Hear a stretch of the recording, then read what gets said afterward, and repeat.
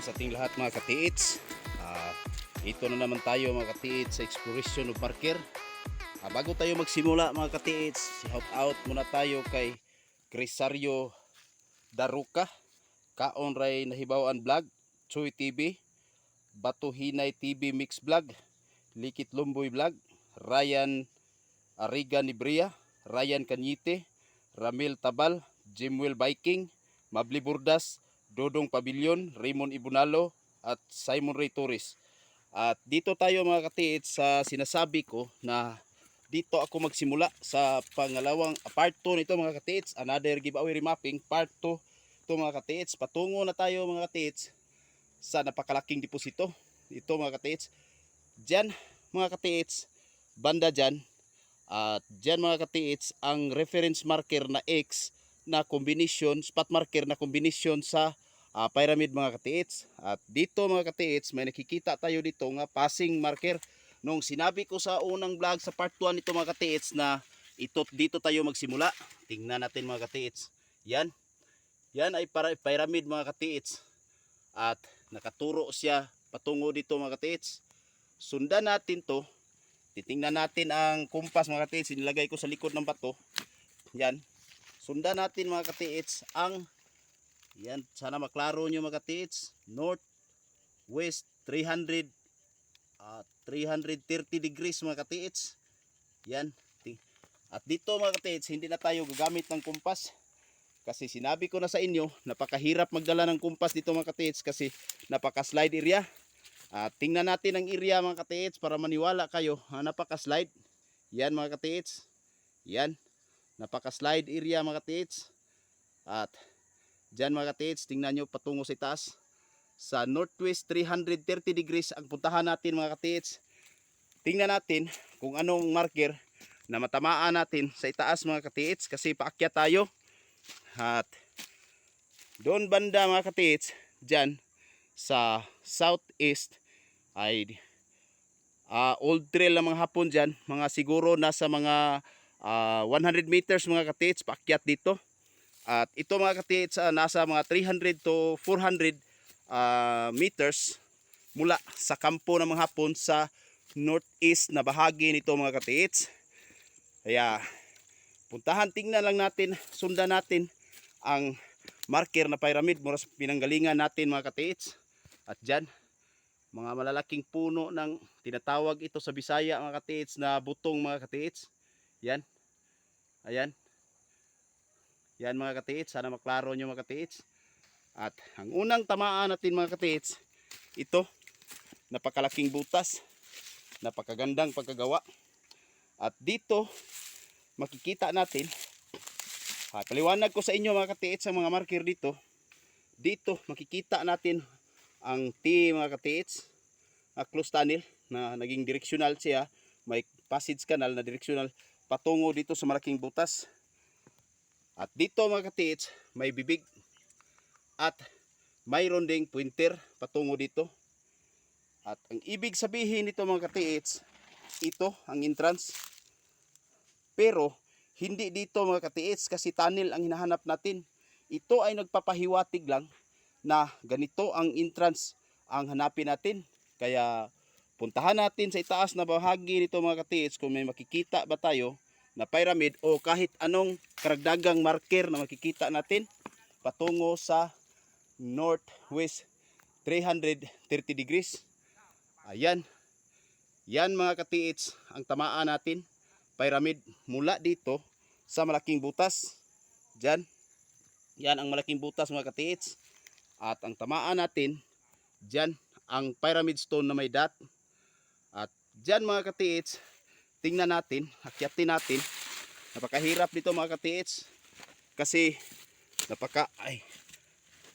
napaka-slide area. Akyatin natin. At dito may butas yan mga katiits at may passage canal patungo tayo sa north direction. Yan. Diyan mga katiits. At bago natin puntahan ang north direction nito mga katiits, titingnan muna natin ang mga confirmation of marker nito sa itaas. Yan. Kyatin natin mga katiits para makita natin kung ano pa ang mga karagdagang marker na inilagay nila. Yan. At dito nakikita natin mga katiits ang bungo ng tao mga katiits. Tandaan nyo mga katiits, sa ganitong klaseng marker mga katiits ay danger. May patibong. At yang butas na yan mga katiits ay naging direksyonal na patungo tayo sa north west. Yan, sundan lang natin mga katiits. Yan ang batong tamaan mga katiits.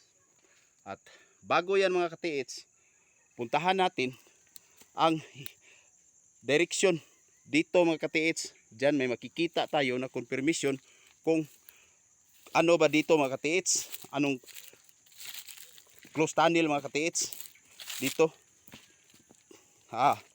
Tingnan natin kung ano ang makikita natin na confirmation marker na ito ay tunnel. Dito mga katiits. Dito ang Taclobo mga katiits. Yan.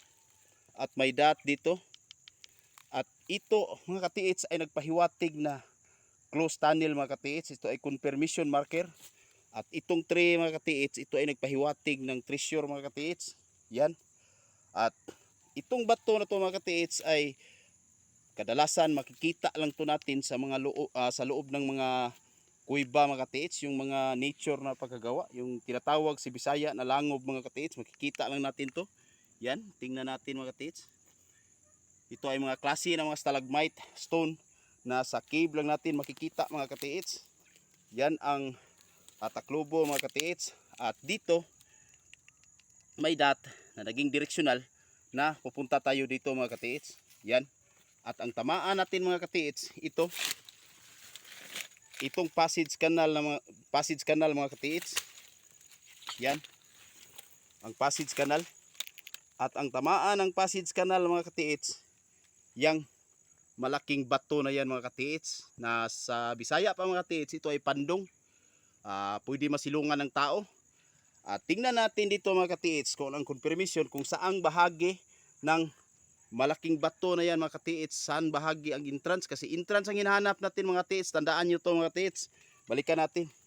At dito mga katiits, ang confirmation of marker, nasa gilid tayo ng bato, ng malaking bato, sa gilid ang entrance. Kaya sundan natin kung saan siya tatama. Diyan siya tatama mga katiits. Tandaan nyo, sa left na bahagi ang entrance nito, kasi ipinahiwatig ng confirmation markers doon, pinanggalingan natin. At dito mga katiits, may double X. Ang ibig sabihin nito mga katiits, ito ay double deposit. So sa tingin ko mga katiits, sa baba, hindi kasali dito yung part 1 nito na niremap natin. Kasi ito may pointer. Sinukat, kinumpasan ko to mga katiits, tumama siya sa north 60 degrees. Yan, kahoy na yan mga katiits. Yan.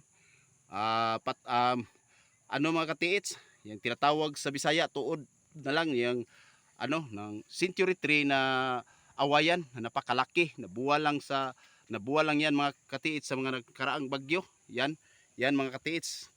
At dito, confirmation marker na naman mga katiits, ang tinamaan sa passage canal, na doon tayo naging pointer. Doon tayo mga katiits.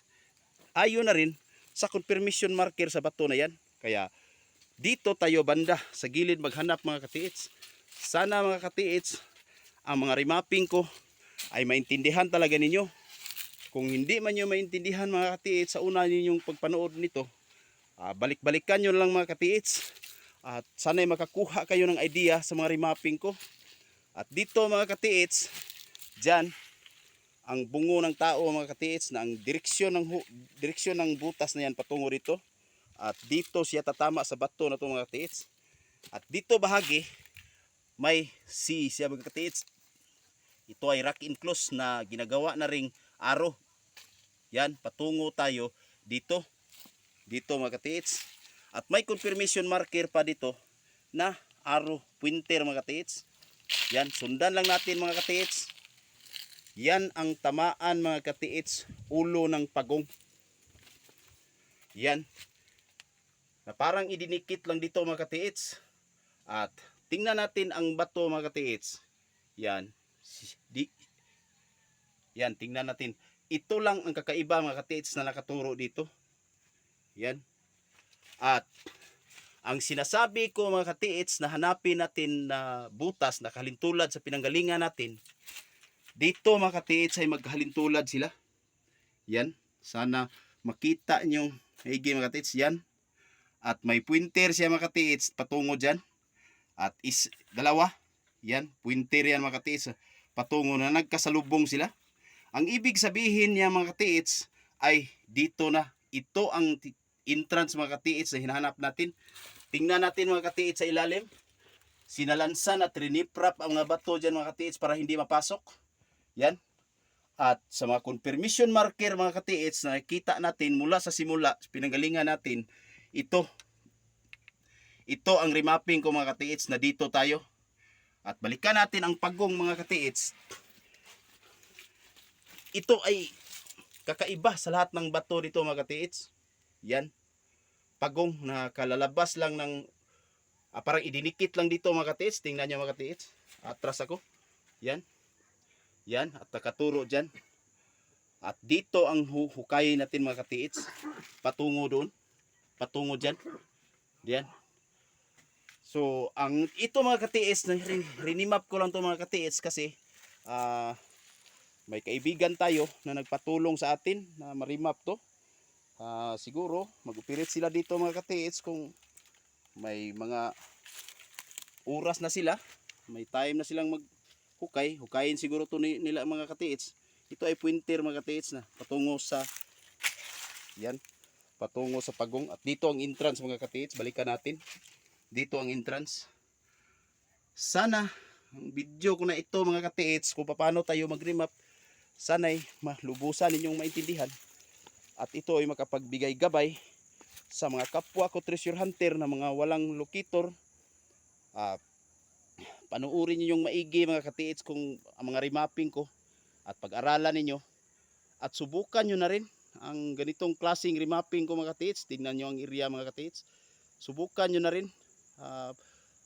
Sa ganitong pamamaraan mga katiits, sa mga remapping mga katiits, remapping talaga napaka-importante kasi kung hindi tayo marunong mag-remap mga katiits, sayang lang ang pagod natin kasi maghukay tayo sa wala, hindi natin tamaan ang insaktong digging spot. Ay sa lahat ng mga treasure hunter mga katiits, mas lalo na sa mga baguhan, at kahit hindi ka baguhan, mas lalong panuorin mo to para makakuha ka ng idea. At sana'y ang video na ito mga katiits makapagbigay kunting kaalaman at gabay sa kapwa ko treasure hunter at magiging inspirasyon na rin kasi kami dito hindi kami gumagamit ng detector mga katiits, locator. Ang ginagamit namin dito pagbabasa ng mga marker lang talaga mga katiits. At sana'y makapagbigay ito kunting inspirasyon. At kung nagustuhan niyo ang video na ito mga katiits, at sana'y subscribe nyo ako at i-hit ang notification bell para updated kayo sa mga bago kong video. At hanggang dito na lang mga katiits. Ito ang GB Treasure Hunter. Magandang araw sa ating lahat mga katiits. Salamat sa panunood.